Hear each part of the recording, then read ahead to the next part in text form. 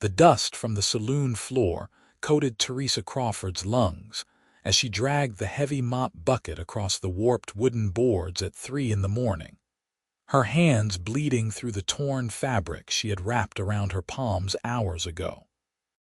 She had been working for 18 hours straight in the Lucky Silver Saloon in Mineral Point, Wisconsin, and her employers, the cruel married couple Frank and Ida Merrick, stood watching her with cold eyes as she swayed on her feet, barely able to stand. "Faster, girl," Ida Merrick snapped, her voice sharp as broken glass. "Those tables will not clean themselves, and the floors need to be scrubbed twice more before dawn." Teresa was 20 years old, and she had been working at the saloon for 6 months since arriving in Mineral Point with nothing but the clothes on her back and desperation in her heart. Her parents had died of fever on the journey west, leaving her alone in this mining town in the summer of 1876. The Merricks had offered her room and board in exchange for work, but the room turned out to be a storage closet barely big enough to lie down in, and the work never ended. Every night was the same brutal routine. She cooked, cleaned, served drinks, scrubbed floors, washed dishes, laundered linens, and did whatever other tasks the Merricks demanded until her body gave out completely. Most nights she collapsed somewhere around 4 in the morning, and they would kick her awake at 6 to start all over again. She got perhaps 2 hours of sleep each night, sometimes less, and the food they gave her was nothing but stale bread and watery soup. "I cannot," Teresa whispered, her voice breaking as tears streamed down her dirt-smudged face. "Please, I need to rest." Frank Merrick stepped forward, his massive frame blocking the lamplight. "You will work until we say you can stop. You owe us for room and board, and you have not even come close to paying off your debt." There was no debt. Teresa knew that, but she had nowhere else to go and no money to leave. The Merricks knew it too, and they worked her like an animal, squeezing every ounce of labor from her exhausted body. That night, she collapsed while carrying a bucket of dirty water up from the basement. Her legs simply gave out, and she crumpled to the floor, the bucket clattering down the stairs. Everything went black. When she woke, pale morning light was filtering through the gaps in the walls of her closet room. Her entire body screamed in pain. She could barely move her arms, and her back felt like it had been beaten with hammers. Somehow she forced herself up and stumbled out into the saloon's main room, where Ida was already waiting with a list of tasks that would take 16 hours to complete. The days blurred together in a haze of exhaustion and pain. Teresa's hands became permanently raw and bleeding. Her feet swelled so badly that her shoes no longer fit. She lost weight rapidly, her cheeks becoming hollow, her eyes sunken. She was dying slowly, and she knew it, but she could see no way out of the trap the Merricks had created. It was a Tuesday afternoon in late August when everything changed. Teresa was outside scrubbing the saloon's front steps when a tall cowboy rode into town on a magnificent chestnut horse. He had sun-bronzed skin, dark hair that curled slightly at his collar, and eyes the color of amber honey. He wore dusty trail clothes and a well-worn hat, and he moved with the easy confidence of a man who knew his own worth. His name was Thomas Shepard, though Teresa did not learn that until later. He dismounted in front of the saloon and tied his horse to the hitching post, then paused when he saw her. His eyes widened slightly, and she saw concern flash across his face. Teresa knew what she must look like. Her dress was little more than rags. Her face was gaunt and pale except for the dark circles under her eyes. Her hands were wrapped in blood-stained cloth. She probably looked like a ghost. "Madam," Thomas said, his voice deep and gentle. "Are you all right?" "I am fine," Teresa lied automatically, not meeting his eyes. The Merricks had beaten her the one time she had tried to complain to a customer. Thomas did not look convinced, but he tipped his hat and walked past her into the saloon. Teresa continued scrubbing, though her vision was swimming and her arms trembled with every movement. Inside, Thomas approached the bar where Frank Merrick was pouring drinks. "Whiskey," Thomas said. Frank poured the drink and slid it across the bar. "You are new in town." "Passing through," Thomas said. "Looking for work, actually. Heard there might be ranch jobs in the area." "The Peterson Ranch is hiring," Frank said. "About 5 miles north of town." Thomas nodded his thanks and sipped his whiskey. His eyes kept drifting to the window, where he could see Teresa still working on the steps despite the brutal afternoon heat. "That girl outside, she works for you." "That is none of your concern," Frank said, his voice turning cold. "She looks half dead," Thomas said flatly. "She is lazy and slow," Ida chimed in from across the room. "We feed her and house her, and she can barely complete simple tasks." Thomas's jaw tightened, but he said nothing more. He finished his whiskey, paid, and left. As he passed Teresa on the steps, he paused again. "What is your name?" She looked up, startled. "Teresa Crawford." "I am Thomas Shepard," he said.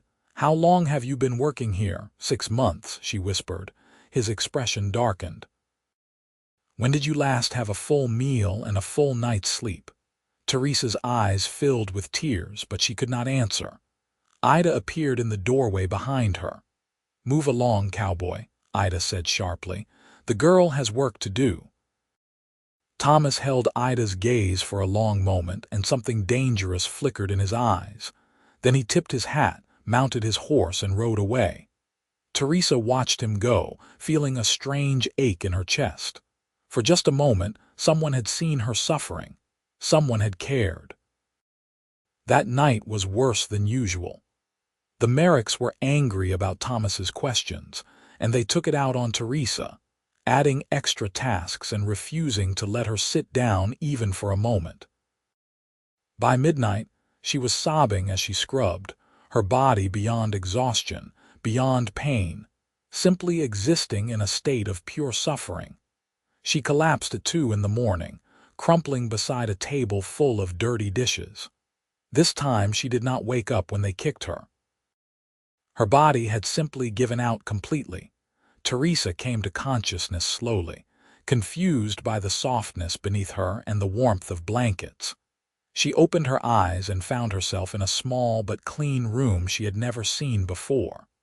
Sunlight streamed through a real window with real curtains. She was lying in an actual bed, not on the floor of a closet. Panic seized her. Where was she? The Merricks would be furious. She tried to sit up and gasped as pain shot through her entire body. The door opened, and Thomas Shepard walked in carrying a tray of food. "Easy," he said quickly, setting down the tray and coming to her side. "You need to rest." "Where am I?" Teresa asked, her voice hoarse. "What happened?" "You are in a boarding house in town," Thomas said. "I found you this morning. The saloon door was open and I saw you lying on the floor. The Merricks were asleep upstairs. I carried you out and brought you here." "They will come for me," Teresa said, fear making her voice shake. "They will say I owe them money. They will make me go back." "No," Thomas said firmly. "They will not. I paid the boarding house owner for 2 weeks in your name, and I went to the sheriff this morning and told him what I saw. The Merricks have been warned that if they come near you, they will face charges." Teresa stared at him, unable to comprehend what he was saying. "Why would you do this? You do not even know me." Thomas pulled up a chair and sat down, his eyes serious and kind. "Because what they were doing to you was wrong. Because no human being should be treated like that. Because when I saw you yesterday, I could not stop thinking about how much you were suffering." Tears spilled down Teresa's cheeks. "I have no money to repay you." "I am not asking for repayment," Thomas said gently. He picked up the tray and placed it on her lap. "Right now, I am asking you to eat. When is the last time you had a real meal?" Teresa could not remember. She looked down at the tray and saw eggs, bacon, fresh bread with butter, and coffee. Her hands shook as she picked up the fork. The first bite of food made her want to weep. She ate slowly, and Thomas sat with her, patient and quiet. When she had eaten everything on the tray, Thomas said, "The doctor is coming this afternoon to look at your hands and make sure you are all right otherwise. You are going to stay here and rest for as long as you need. Do you understand?" "But I cannot just rest," Teresa protested weakly. "I need to find work. I need to pay for this room." "The room is paid for," Thomas said, "and I have a proposition for you, but only if you are interested. I got hired at the Peterson Ranch yesterday. They need a cook and someone to help with the household tasks. The pay is fair, the work is honest, and they treat their employees like human beings. There is a small cabin on the property for the cook. I spoke to Mr. Peterson this morning, and he said he would be willing to meet with you when you are recovered." Teresa's heart hammered in her chest. "You did this for me. But why?" Thomas was quiet for a moment, and when he spoke, his voice was soft. "Yesterday when I saw you, something happened inside me. I cannot quite explain it. You looked so broken, so lost, and all I wanted to do was help you. Then when I came back this morning and saw you collapsed on that floor, with those people who were supposed to be taking care of you sleeping peacefully upstairs, I knew I could not walk away. Maybe it is not my place. Maybe I am overstepping, but I could not leave you there to die." "Thank you," Teresa whispered, fresh tears flowing. "I do not know how to thank you." "Get better," Thomas said. "That is all the thanks I need." Over the next 3 days, Teresa slept more than she had in 6 months.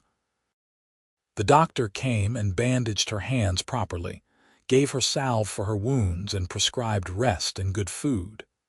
The boarding house owner, a kind widow named Mrs. Palmer, brought her meals and helped her bathe and wash her hair. Slowly, Teresa began to feel human again. Thomas came to visit every evening after his work at the ranch was done. He would sit with her and tell her about his day, about the horses he was training, about the other ranch hands. He made her laugh with stories about a stubborn mare named Daisy who refused to be saddled by anyone, except Mr. Peterson himself.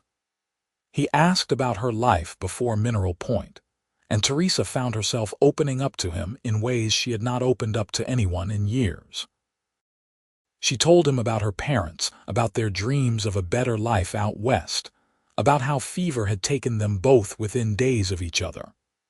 She told him about her fear and loneliness, about how desperate she had been when the Merricks offered her work.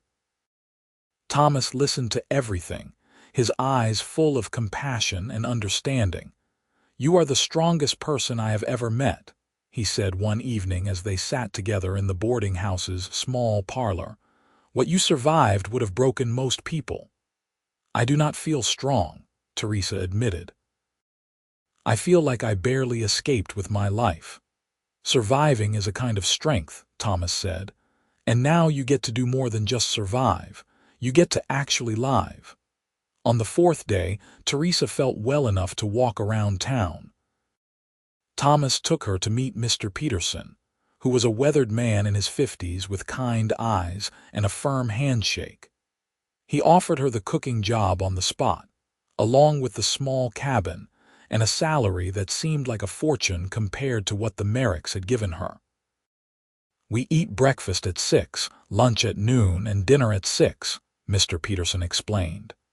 "You will have free time between meals to rest or do whatever you like. Sundays are your day off. We provide all the food and supplies you need. Does that sound acceptable?" "More than acceptable," Teresa said, hardly able to believe her good fortune. "When would you like me to start?" "How about next Monday?" Mr. Peterson said. "That gives you a few more days to recover. Thomas here will help you get settled in the cabin this weekend." Teresa thanked him profusely, and as they walked back toward town, she felt lighter than she had in months. She had a job with reasonable hours. She had her own cabin. She had been given a second chance at life. "I will never be able to repay you for this," she said to Thomas as they walked. "You keep saying that," Thomas said with a gentle smile. "And I keep telling you that I do not want repayment. I just want to see you happy and healthy." "Why?" Teresa asked, stopping to look at him. "Please be honest with me. Why are you being so kind?" Thomas stopped walking and turned to face her fully.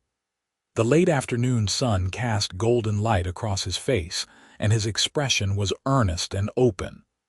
"The truth is, from the moment I saw you, I felt something I have never felt before. It was like something clicked into place inside me. I know we have only known each other for a few days, and I know you have been through hell, and the last thing you probably want is some cowboy you barely know getting feelings for you. But you asked for honesty, so here it is. I care about you, Teresa. I want to see you thrive. And if all we ever are is friends, that is fine with me, but I needed you to know." Teresa's breath caught in her throat. She looked into his warm, amber eyes and saw nothing but sincerity. "I feel it too," she whispered. "I have been so afraid to admit it, even to myself. But when you visit each evening, it is the best part of my day. When you smile at me, I feel like maybe I am worth something after all." "You are worth everything," Thomas said fiercely. "Do not ever doubt that." They stood there in the middle of the dusty street, looking at each other, and Teresa felt her heart opening in a way she had thought impossible after everything she had been through. Saturday morning, Thomas arrived at the boarding house with a wagon borrowed from the ranch. Teresa's belongings fit into a single small bag, so they spent the morning purchasing a few necessities in town. A new dress, some undergarments, a warm shawl, and personal items she had gone without for months. Thomas insisted on paying for everything despite her protests. "Consider it a loan if that makes you feel better," he said. "You can pay me back once you have had a few pay days." They drove out to the Peterson Ranch in the early afternoon. The property was beautiful, with rolling green pastures, a large barn, a sturdy ranch house, and several smaller outbuildings. The cabin that would be Teresa's home was small but charming, with a real stove, a comfortable bed, a table and chairs, and even a little porch with a rocking chair. "Oh," Teresa breathed, stepping inside. "It is perfect." "It needs some cleaning," Thomas said, rolling up his sleeves. "Let us get started." They spent the afternoon scrubbing and arranging.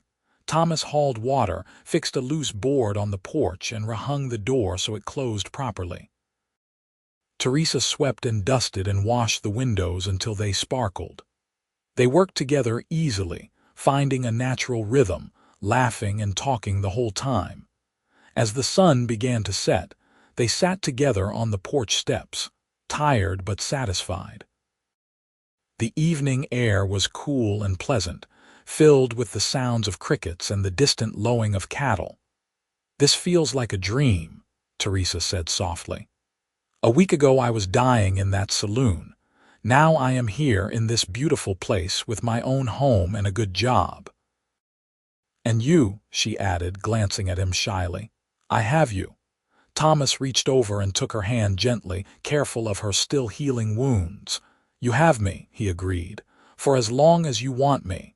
Teresa laced her fingers through his. "I cannot imagine not wanting you." They sat like that as darkness fell, holding hands and watching the stars emerge one by one in the vast Wisconsin sky. Teresa started her new job on Monday, and it was a revelation. She woke at 5 to start preparing breakfast, but she had slept a full 8 hours and felt rested and energized. She cooked eggs, bacon, pancakes, and coffee for Mr. Peterson, his wife Mary, their teenage son James, and the 4 ranch hands including Thomas. Everyone praised her cooking enthusiastically and thanked her sincerely. After breakfast was cleaned up, she had 3 full hours to herself before she needed to start preparing lunch. 3 hours to do whatever she wanted. She could hardly believe it. She spent the time that first day just sitting on her porch, sewing up the holes in her old dress, enjoying the sunshine and the peace.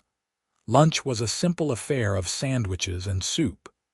Dinner was more elaborate: roast chicken, potatoes, vegetables, and pie for dessert. Between meals, Teresa had time to read books Mrs. Peterson lent her, take walks around the property, and most importantly, spend time with Thomas. He would find excuses to come by the cabin during the day, bringing her fresh water or checking to see if she needed anything. In the evenings after dinner was cleaned up, they would sit together on her porch and talk for hours. They talked about everything: their hopes, their dreams, their fears, their pasts. Teresa learned that Thomas had grown up on a ranch in Montana, that his parents had died when he was 16, and that he had been working as a cowboy ever since, moving from place to place. "I have never stayed anywhere longer than a year," he admitted one evening about 2 weeks after Teresa had started working at the ranch. "I always got restless, always wanted to see what was over the next hill." "And now?" Teresa asked. Thomas looked at her, his eyes intense in the lamplight. "Now I think I might have found a reason to stay put." Teresa's heart fluttered. "Thomas, I need to tell you something. I am falling in love with you. I know it has only been a short time, but I cannot help how I feel." Thomas stood up from his chair and knelt down in front of her, taking both her hands in his. "Teresa, I have been in love with you since the moment I saw you scrubbing those saloon steps. I fell in love with your strength, your resilience, your gentle spirit that somehow survived despite everything you had been through. These past weeks getting to know you have only made me love you more." "Really?" Teresa whispered, tears gathering in her eyes. "Really," Thomas said firmly. He reached up and cupped her face gently in his calloused hands. "May I kiss you?" "Yes," Teresa breathed.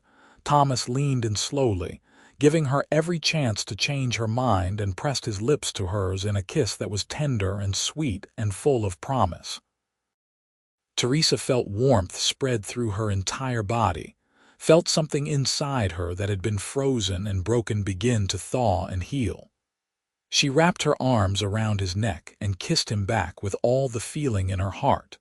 When they finally pulled apart, both of them were breathing hard. Thomas rested his forehead against hers. "I love you," he whispered. "I love you too," Teresa said, and began to cry. "I never thought I would feel this way. I never thought I would be happy again." "You deserve all the happiness in the world," Thomas said, wiping away her tears with his thumbs. "And I am going to spend the rest of my life making sure you get it, if you will let me." The weeks turned into months, and Teresa blossomed like a flower finally given water and sunlight. She gained back the weight she had lost, and her face filled out, becoming soft and pretty. Her hands healed, leaving only faint scars. Her smile came more easily. She laughed often. The Petersons treated her like family, and the other ranch hands were respectful and kind. But it was Thomas who truly made her life complete. They spent every possible moment together. He taught her to ride horses, patiently guiding her through her fear until she could gallop across the pastures with confidence. She taught him to bake bread, laughing as he got flour all over his face. They went on long walks through the Wisconsin countryside, collecting wildflowers and watching the autumn leaves turn brilliant shades of red and gold. In October, Thomas took her into town for the Harvest Festival. They danced together under strings of lanterns while a fiddle band played, and Teresa felt like she was floating. Thomas held her close, looking down at her with such love in his eyes that it made her dizzy. "Marry me," he said suddenly as they swayed to the music. Teresa's eyes widened. "What?" "Marry me," Thomas repeated, more firmly this time.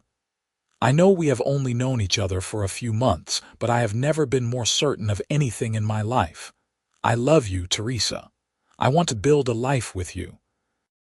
I want to wake up next to you every morning and fall asleep beside you every night. I want children with you someday if you want that too. I want to grow old with you. Please say yes." Teresa's heart felt like it might burst from her chest.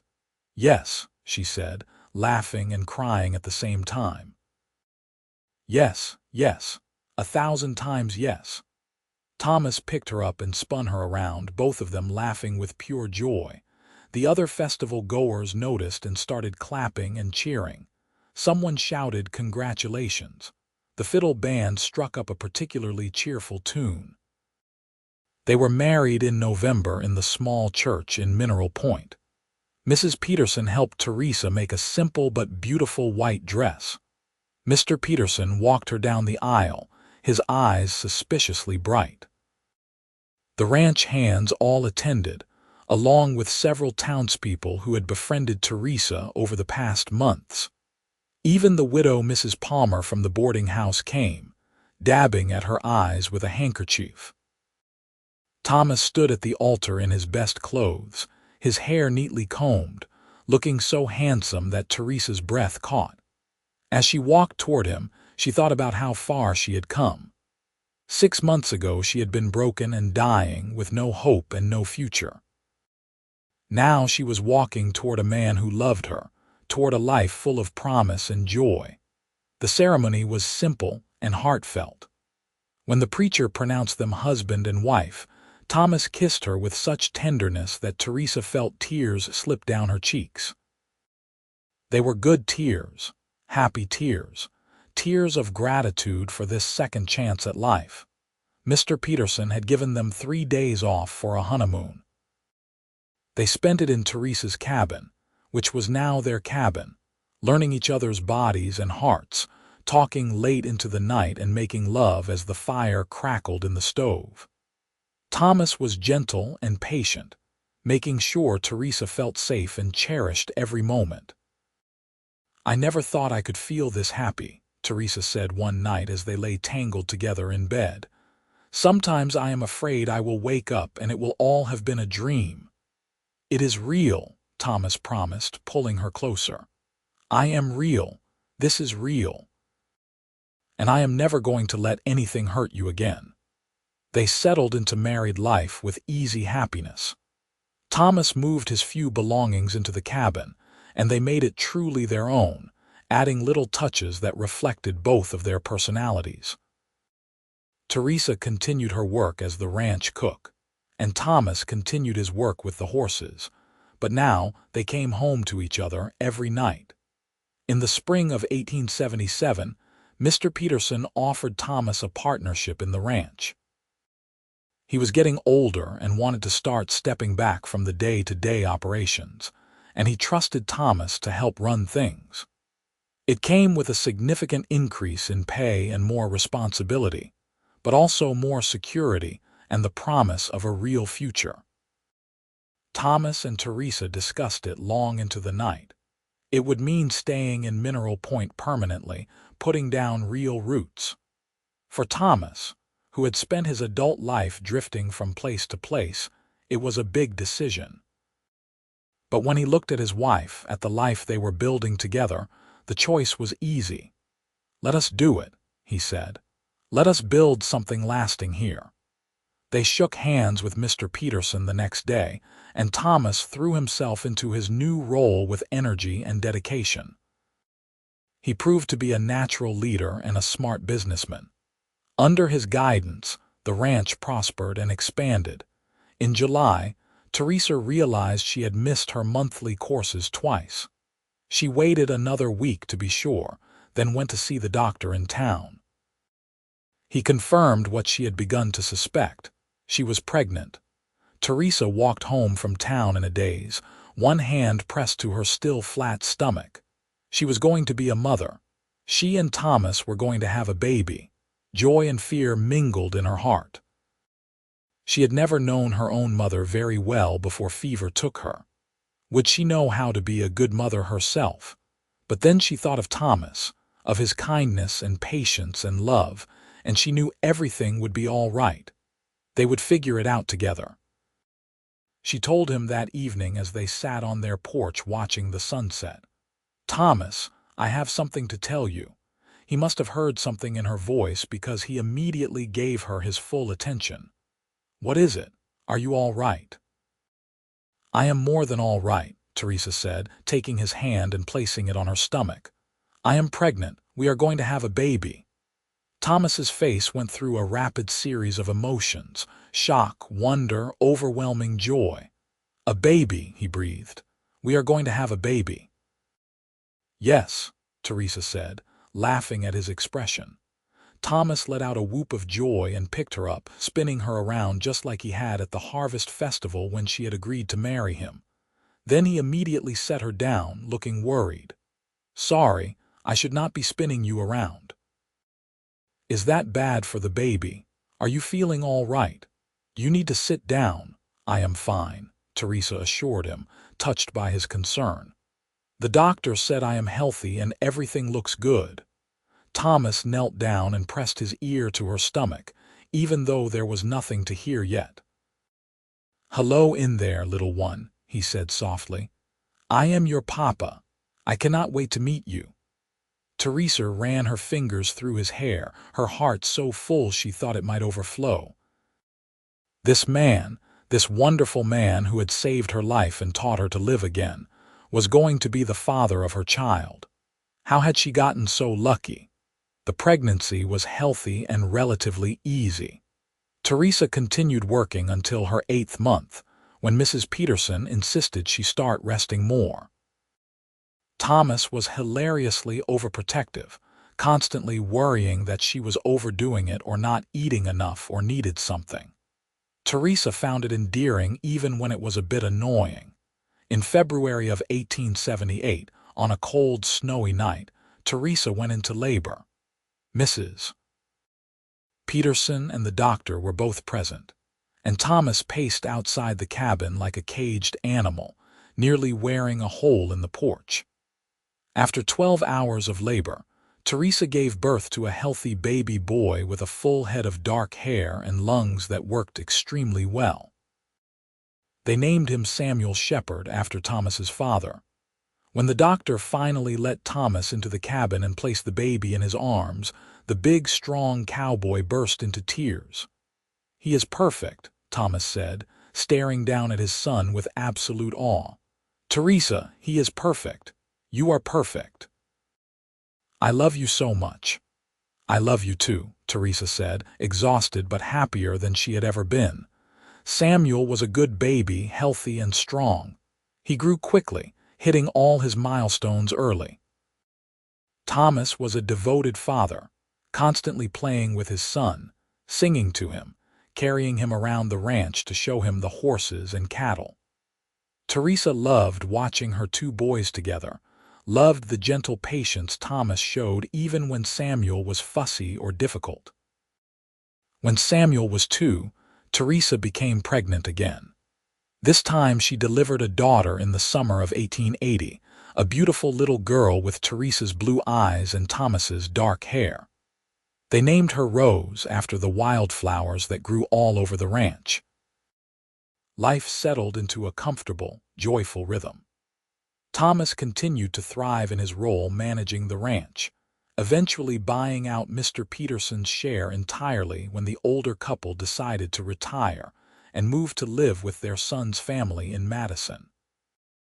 The ranch became the Shepherd Ranch, and Thomas proved to be a fair and successful owner. Teresa reduced her cooking duties as her children grew, focusing more on being a mother while still helping out with meals when needed. She discovered she had a talent for bookkeeping and took over managing the ranch's accounts. She was good with numbers, and Thomas was grateful for her help. Samuel grew into a bright, energetic boy who loved horses and wanted to be just like his father. Rose was sweet-natured and curious, always asking questions and wanting to know how things worked. Watching them grow up healthy and happy in a home filled with love and security was Teresa's greatest joy. On their 5th wedding anniversary, Thomas took Teresa on a picnic to a beautiful spot by the creek that ran through their property. The children were being watched by one of the ranch hands' wives, giving Thomas and Teresa a rare afternoon alone together. As they sat on a blanket eating sandwiches and watching the water flow by, Thomas said, "Do you remember the day we met?" "Of course," Teresa said. "I was scrubbing the saloon steps and probably looked like death warmed over. You were the handsome cowboy who stopped to ask if I was all right." "You were the most beautiful thing I had ever seen," Thomas said seriously. "Even then, even in that state, I saw your beauty and your strength, and I knew I had to help you somehow." "You saved my life," Teresa said softly. "In every way a person can be saved. You gave me work with rest between, respect, kindness, and love. You showed me that life could be good. You gave me everything I have now, a home, a family, a future." "You saved me too," Thomas said. "Before I met you, I was drifting. I had no purpose, no real home, no reason to stay anywhere.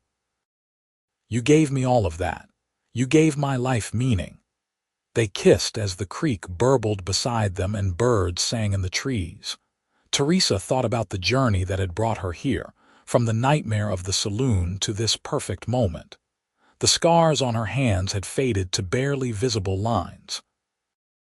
The scars on her heart had healed even more completely, replaced by love and joy she had never imagined possible. "You ever think about the Merricks?" Thomas asked after a while. Teresa considered the question. "Sometimes. I heard they had to close the saloon a few years ago. Apparently once word got out about how they treated me, people stopped wanting to give them business. Last I heard, they left town." "Good riddance," Thomas said firmly. "I used to be angry at them," Teresa admitted.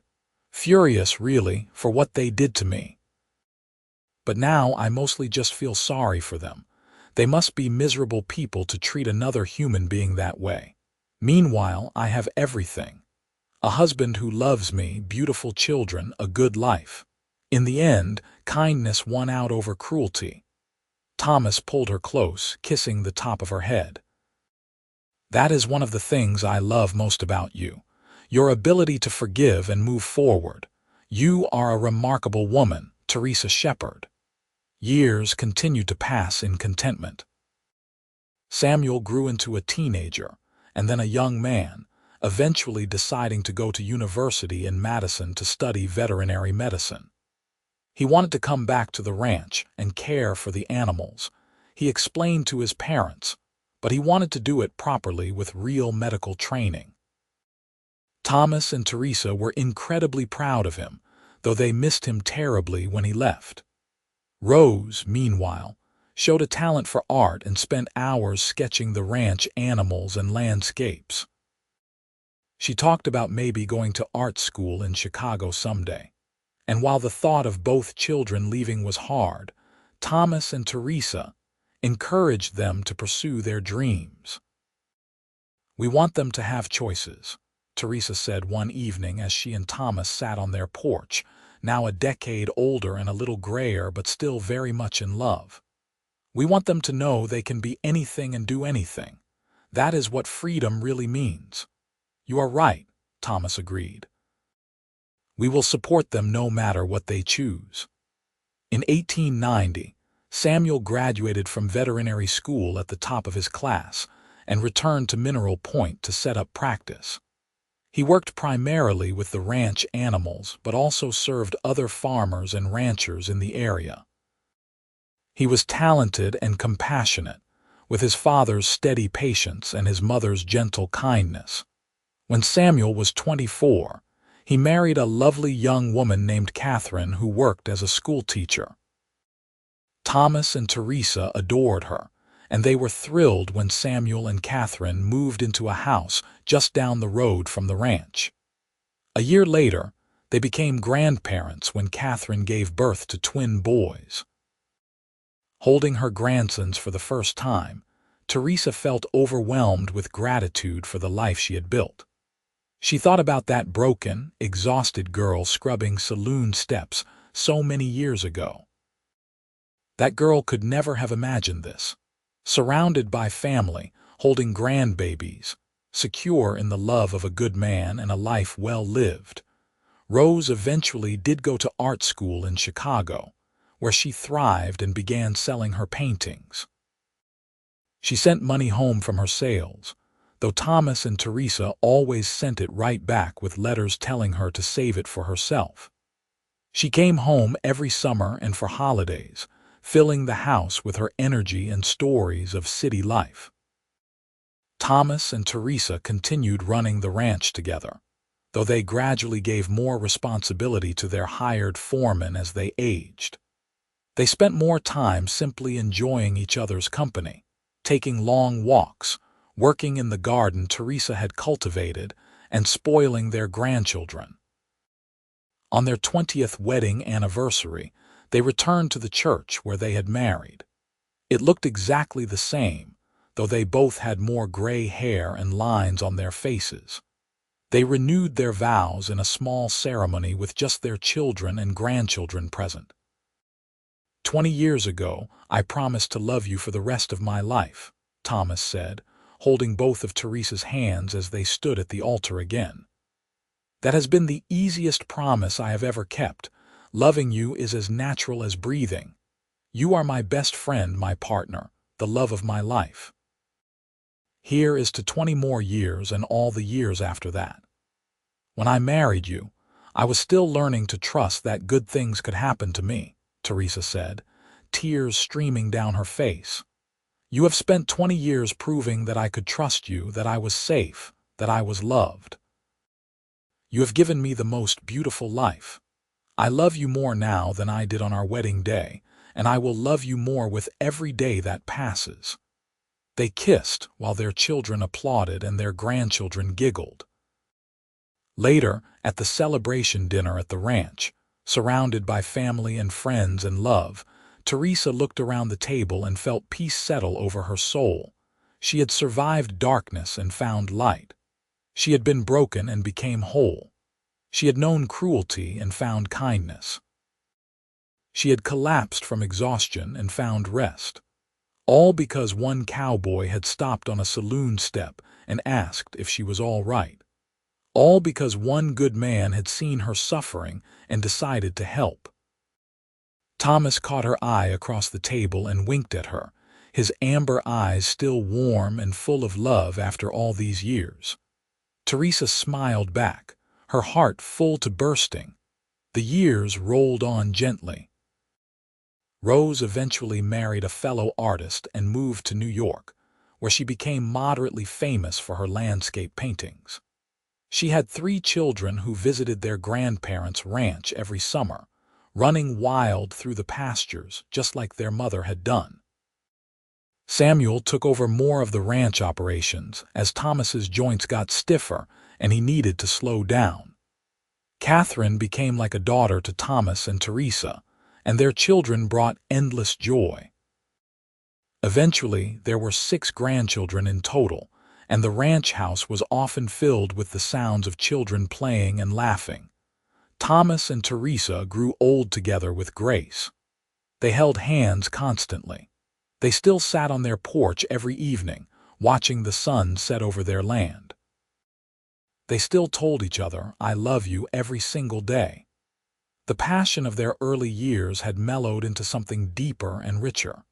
A love built on trust, partnership, shared history, and genuine friendship. On a warm summer evening in 1902, when they were both in their late 40s and had been married for 24 years, Thomas and Teresa sat on their porch as usual. The sunset was particularly beautiful that night, painting the sky in shades of orange, pink, and gold. "You ever regret it?" Teresa asked suddenly. "Staying here instead of continuing to drift. Sometimes I wonder if I tied you down, if you ever wish you had kept moving." Thomas turned to look at her, his weathered face serious. "Teresa Shepherd, you listen to me. Meeting you and building this life with you has been the greatest adventure of my existence. I have traveled more miles of the heart with you than I ever did on horseback alone. You did not tie me down. You gave me wings. You gave me a reason to build instead of wander. You gave me home, and there is nowhere else in the world I would rather be than right here with you." "I love you so much," Teresa whispered. "I love you too," Thomas said, pulling her close. "Always have, always will." They sat together as the stars came out, the same stars they had watched on their first night together, the same stars that would continue shining long after they were gone. But they did not think about endings that night. They thought about the life they had built together, about the children and grandchildren carrying their love forward into the future, about all the days and nights of joy they had shared. Teresa rested her head on Thomas's shoulder, feeling the strong, steady beat of his heart, and knew with absolute certainty that she was exactly where she was meant to be. The girl who had once collapsed from exhaustion and despair had found rest, found love, found home. And she had found it all in the arms of a cowboy who had given her work with rest between, and then given her so much more. His heart, his life, his everything. The story of how they met became family legend. Their grandchildren never tired of hearing about how Papa had rescued Mama from the mean saloon owners, about their romance and wedding, about building the ranch into what it was today. And when those grandchildren grew up and had children of their own, they passed the story down. A tale of cruelty overcome by kindness, of exhaustion transformed into rest, of despair redeemed by love. Years later, when Thomas and Teresa were in their 60s and celebrating their 40th wedding anniversary, they stood in the same spot by the creek where Thomas had first told her she had saved him too. They were surrounded by their children, grandchildren, and even a few great-grandchildren by then. 40 years, Thomas marveled, looking at his wife with the same love and wonder he had felt on their wedding day. 40 years, and I love you more every single day. Best 40 years of my life, Teresa agreed, squeezing his hand. Their eldest grandson asked them for the secret to such a long and happy marriage. Thomas and Teresa looked at each other and smiled. "Kindness," Teresa said. "Always choose kindness even when it is hard." "And never forget to give rest along with work," Thomas added. "Whether it is your spouse, your children, your employees, anyone in your life, people need rest, people need gentleness, people need to be treated with dignity." "And love," Teresa continued. "Real love, the kind that shows up every day and does the work and stays even when things are hard." "Though honestly," Thomas said with a grin, pulling Teresa close, "loving this woman has never been hard. It has been the easiest thing I have ever done." They kissed while their family cheered, and Teresa felt the same flutter in her heart that she had felt as a young woman. Time had not diminished their love. If anything, it had strengthened it, deepened it, made it into something unshakable. As the sun set on their anniversary celebration and family members began heading home, Thomas and Teresa walked back to their cabin hand in hand. It was the same cabin where they had first lived as newlyweds, though it had been expanded and improved over the years. They moved a bit slower now, their joints creaked a bit more, but they still fit together perfectly. That night, lying in bed with Teresa's head on his chest, Thomas said quietly, "Thank you." "For what?" Teresa asked. "For seeing past the broken girl on those saloon steps and loving me back," Thomas said. "For building this life with me, for our children and grandchildren, for 40 years of happiness, for everything." "I should be thanking you," Teresa protested. "You saved my life." "We saved each other," Thomas said firmly. "That is what love does." Teresa smiled in the darkness, listening to the familiar sound of her husband's heartbeat beneath her ear, and knew he was right. They had saved each other. Two lonely souls had found each other in the most unlikely circumstances and built something beautiful and lasting. Outside, the Wisconsin night was peaceful. Somewhere on the ranch, cattle lowed softly. A horse whinnied in the barn. The creek bubbled over its stones, constant and eternal. Inside the cabin, Thomas and Teresa Shepherd fell asleep in each other's arms, secure in the love they had built together, grateful for every moment of their unlikely love story. And they lived out the rest of their days in happiness and peace, surrounded by family, working the land they loved, and cherishing each other until their very last breaths. When they were very old, they would sit on their porch and tell their great-grandchildren about the Wild West days of their youth, about hard times and good times, about cruelty and kindness, and most of all about how love could heal even the deepest wounds and transform even the darkest circumstances into light. Their love story became part of the ranch itself, woven into the land and the legacy they left behind. Long after they were gone, people would still tell the tale of how Thomas Shepherd had rescued Teresa Crawford from the brutal Merricks, how he had given her work with rest between when she had only known endless exhaustion, how their love had grown from that small act of kindness into something extraordinary that touched everyone around them. It was a love story for the ages, a testament to the power of compassion and the possibility of redemption. And it all began with one cowboy who stopped to help one suffering woman on a saloon step in Mineral Point, Wisconsin, in the summer of 1876.